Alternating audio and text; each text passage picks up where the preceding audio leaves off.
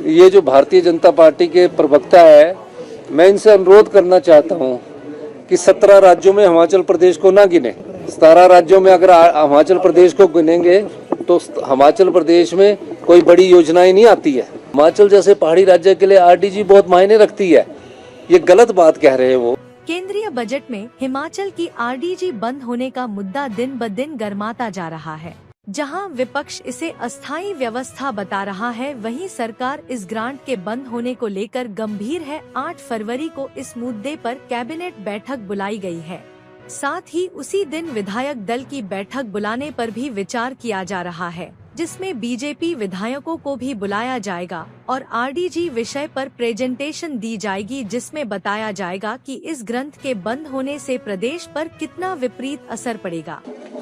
RDG grant जो बंद हुई है उसको लेकर क्या कोई विशेष स्तर पर बुलाने की इच्छा है? देखिए, अभी 8 तारीख को कैबिनेट की मीटिंग है और ये कैबिनेट की मीटिंग पर चर्चा की जाएगी।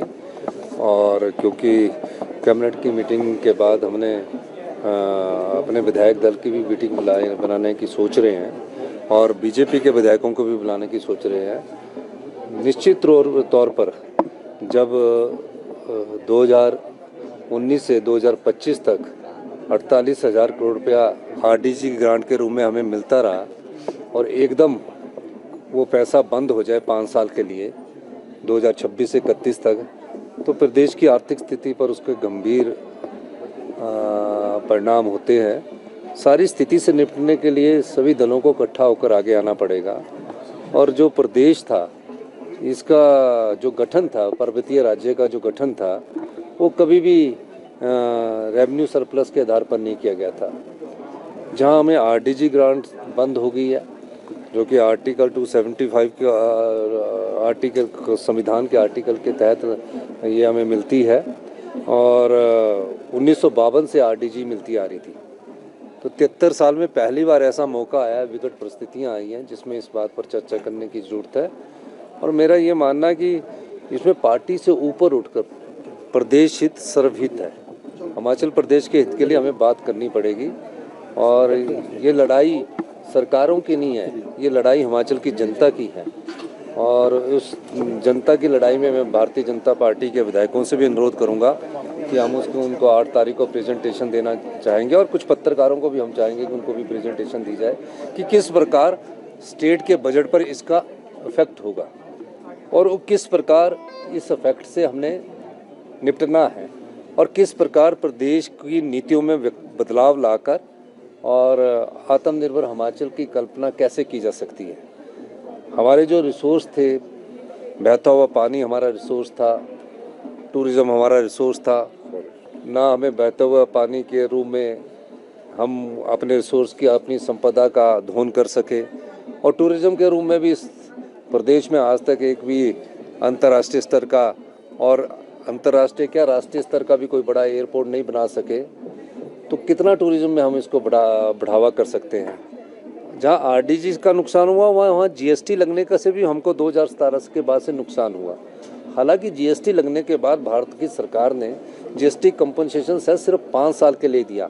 हर साल वो 2017 में 3200 करोड़ देते रहे और जून 2022 तक वो 3200 5 साल देते रहे और 16,000 करोड़ भारतीय जनता पार्टी की सरकार में जीएसटी कंपनसेशन सेस दिया। लेकिन जीएसटी कंपनसेशन जो है सेस के बाद भी प्रदेश के बाद वो 3200 करोड़ भी बंद हो गया। तो हिमाचल प्रदेश कभी जीएसटी के मामले में हमको इतना ज़्यादा जीएसटी आएगा नहीं, क्योंकि जीएसटी जो है वो कंज्यूमर बेस्ड है। कंज्यूमर बेस्ड का मतलब है कि जहाँ की जनसंख्या ज़्यादा होगी, जहाँ चीज़ें लोग ज़्यादा खरीदेंगे, वहाँ लगता है वो। तो इसका फ़ायदा तो यूपी, बिहार, उत्तराखंड, उनको वेस्ट बंगाल, महाराष्ट्र को हुआ। हमारी जनसंख्या तो 75 लाख है और 75 लाख से भी कम होने वाली है। तो हिमाचल प्रदेश में तो कभी जीएसटी का फ़ायदा ही नहीं होगा। तो उसके कारण भी प्रदेश को नुकसान हुआ है। अब सेब के इंपोर्ट पर 25% ड्यूटी लगा दी, उसके कारण भी प्रदेश को नुकसान हुआ है। आपदा से प्रदेश जूझ रहा है। आपदा कोई इसलिए नहीं आ रही है, क्लाइमेट चेंज के कारण आपदा आ रही है। इसलिए मैंने भारत सरकार से 4 बार वित्त मंत्री के पास गया, 4 बार मैं अपने क्या कहते हैं फाइनेंस कमीशन के पास गया। मैं ये तो कल्पना भी नहीं कर सकता था कि आरडीजी बंद हो जाएगी। मैं तो ये चाहता था कि आरडीजी जो है उसकी टेपरिंग ना हो, 5 साल हमें बराबर मिले। अब आप बताइए कि जो आरडीजी हमें 2019-20 से 2025-26 तक मिलती रही, 48,000 करोड़ के करीब ये आरडीजी आई। एकदम हम जब 26-27 का बजट बनाएंगे तो उसका कितना इम्पैक्ट हमारे हिमाचल प्रदेश के खजाने पर पड़ेगा। और जो अनुराग ठाकुर जी समझा रहे थे ना बोर्ड में, वो बोलना रूटीन के बजट है। कोई आप बताइए कि आप आरडीजी बंद होने का विरोध करते कि नहीं करते हैं? आपको उनको आरडीजी को विरोध करना या हम तो ये भी चाहते हैं कि भारतीय जनता पार्टी के नेतृत्व में हिमाचल प्रदेश की कांग्रेस सरकार जाने को तैयार है, क्योंकि ये प्रदेश के हित में, मेरे हित में नहीं है, व्यक्तिगत हित नहीं है, सरकार का भी व्यक्तिगत हित नहीं है, ये प्रदेश हित है। और इसमें प्रदेश के हित की लड़ाई नहीं पड़ेगी तो इसके रिपरिकॉशंस क्या होंगे आने वाले 10 सालों में? बहुत इकोनॉमी पर बहुत फर्क पड़ेगा। ये सब चीज़ों के लिए प्रदेश की जनता को भी तैयार होना पड़ेगा और हमें लंबे संघर्ष के लिए भी तैयार होना पड़ेगा। और मैं ये कहना चाहता हूँ कि जो हमें आज ही मैंने एक फैसला किया है कि जो जितने भी हिमाचल प्रदेश में बिजली के प्रोजेक्ट लगे हैं उनसे हम लैंड रेवेन्यू लेंगे। हिमाचल अकेला नहीं है। मुझे ये लगता है कि ये जो भारतीय जनता पार्टी के प्रवक्ता है, मैं इनसे अनुरोध करना चाहता हूँ कि 17 राज्यों में हिमाचल प्रदेश को ना गिने।